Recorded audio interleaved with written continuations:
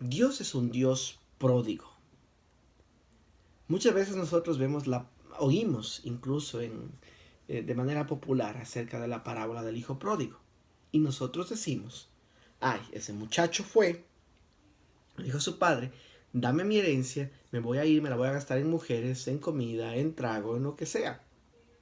Y después, cuando esté con los chanchos, cuando no tenga nada que comer, volvió en sí, dice la palabra. Volvió en sí el hijo pródigo. Y dijo, voy a empezar a repasar el discursito. ¿Por qué?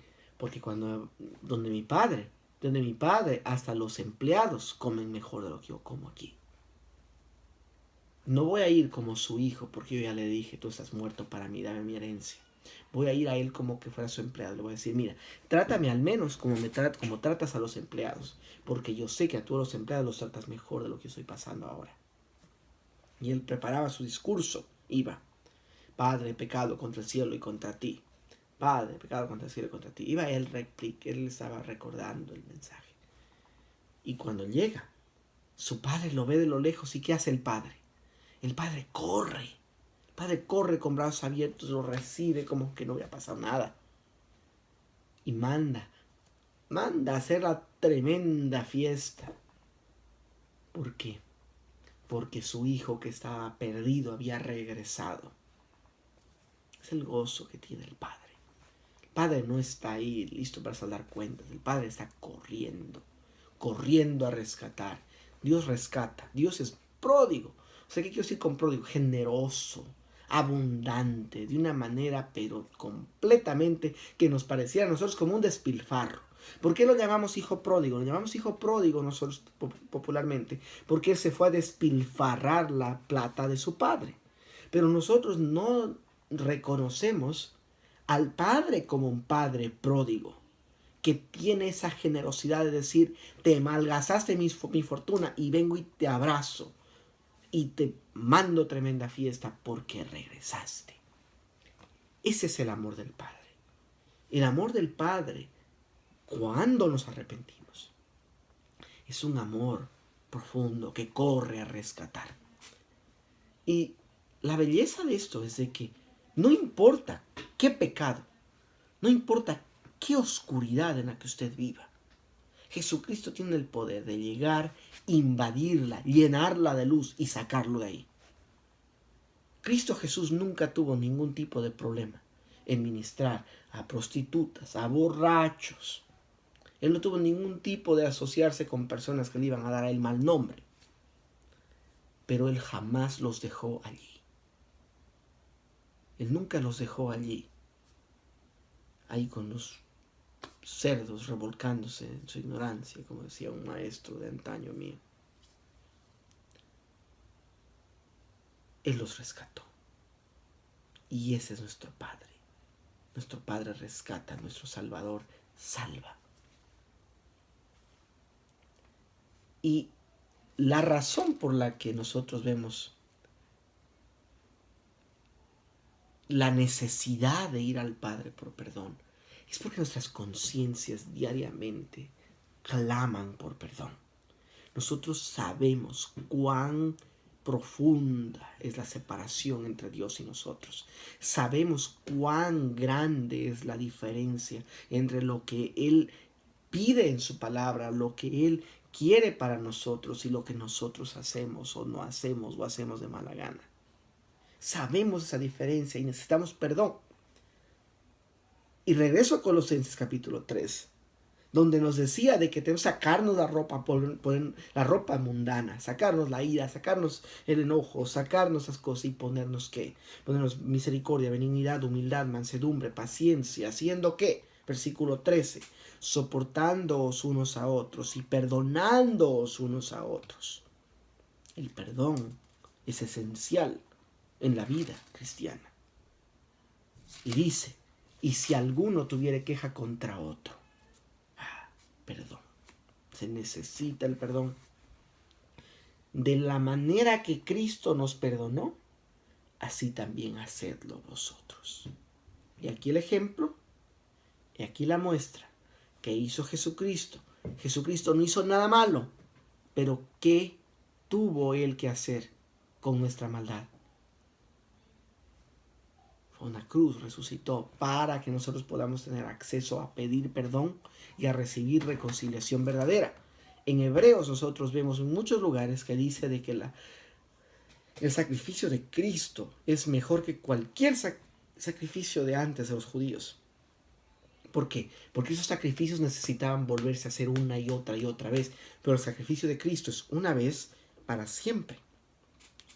Entonces, de la manera que Cristo os perdonó, así también hacedlo vosotros. ¿Dónde más vemos esto? Cuando el Señor Jesús enseñó a orar en la oración del Padre Nuestro, que dice: perdona nuestras ofensas, así como nosotros también perdonamos a los que nos ofenden. Versículo 14. Y sobre todas estas cosas, vestíos de amor, que es el vínculo perfecto. Sacarnos toda la mundanidad para ponernos el amor. Y ahora todo el mundo piensa que el amor significa desobedecer a Dios. Pensamos de que el amor significa que nosotros debemos de tener una lealtad total a la persona en la cual nosotros jamás le pedimos que examine su vida. Jamás le ponemos su vida en contraste con la palabra. Simplemente la debemos aceptar 100% tal como está, dice. Romanos tiene un nombre para eso. En Romanos capítulo 2 nosotros vemos lo siguiente, en el que dice: mas sabemos que el juicio de Dios contra los que practican tales cosas es según verdad. Y piensas esto, oh hombre, tú que juzgas a los que tal hacen y haces lo mismo, que tú escaparás del juicio de Dios. Contrasta la manera que nosotros somos rápidos para juzgar a alguien y no ver ese pecado en nosotros mismos. Y justo antes de eso, en Romanos 1:32 dice, después de una lista, una letanía de pecados, dice esto: quienes habiendo entendido el juicio de Dios, que los que practican tales cosas son dignos de muerte, no solo las hacen, sino también que se complacen con los que las practican, que dan aprobación a las que las practican, que le dicen: bien hecho, me alegra que hayas pecado, o al menos está bien. Ese no es el amor. ¿Cuál es el amor? La palabra nos lo define. La palabra define qué es el amor. En primera carta de Juan, el discípulo amado de Cristo, capítulo 3, nosotros vemos lo siguiente. 3:16. En esto hemos conocido el amor, en que Él puso su vida por nosotros. También nosotros debemos poner nuestras vidas por los hermanos. El amor es un sacrificio, el amor es un intercambio, es una entrega. Dios es amor, capítulo 4, versículo 10. En esto consiste el amor, no en que nosotros hayamos amado a Dios, sino en que Él nos amó a nosotros y envió a su Hijo en propiciación por nuestros pecados. Un intercambio de mi culpa por su inocencia. Sí, ese es el amor. El amor no es simplemente una aceptación ciega o una afirmación completa de una vida que está en pecado. El amor es el rendir todo nuestro ser a un lado para servir al otro. A nosotros nos gustan las películas, nos gustan los libros, nos gustan diferentes cosas de arte. Y cuentan una historia. Y cuando nosotros vemos una historia buena, un libro bueno, una buena novela, una buena película, ¿es por qué? Porque en algún momento hubo un intercambio de un sacrificio de amor. Con mis hijas, pues yo, papá de princesas. Cuando vemos la película Frozen, ¿qué es lo que hace que vuelva a la vida a Arendelle? Es el hecho de que Anna está a punto de morirse, ¿no es cierto? Está a punto de morirse congelada. Una traición tremenda. Pero ella se interpone en el último momento entre la espada y su hermana. Ella decidió que ella prefería morir a que su hermana muera. Y como supuestamente es el amor verdadero el que va a restablecer la vida, la vitalidad a Arendelle. Ellos pensaban que el amor verdadero era que le dé un beso el príncipe Hans, de su cuantito. Pero no, lo que ocurrió era que en ese momento en el que Ana se sacrificó, puso su vida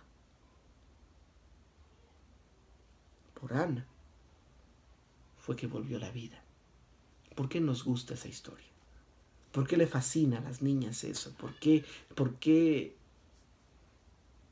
Cristo vino al mundo a hacer eso. El momento en el que yo debía ser echado a un lado, separado por siempre de la presencia de Dios y de su bondad, Él dijo no. No a Víctor Chenené, a mí, a Jesucristo. Y Él tomó la paga de mi pecado en la cruz y me dio vida eterna. Él puede hacer lo mismo por usted hoy.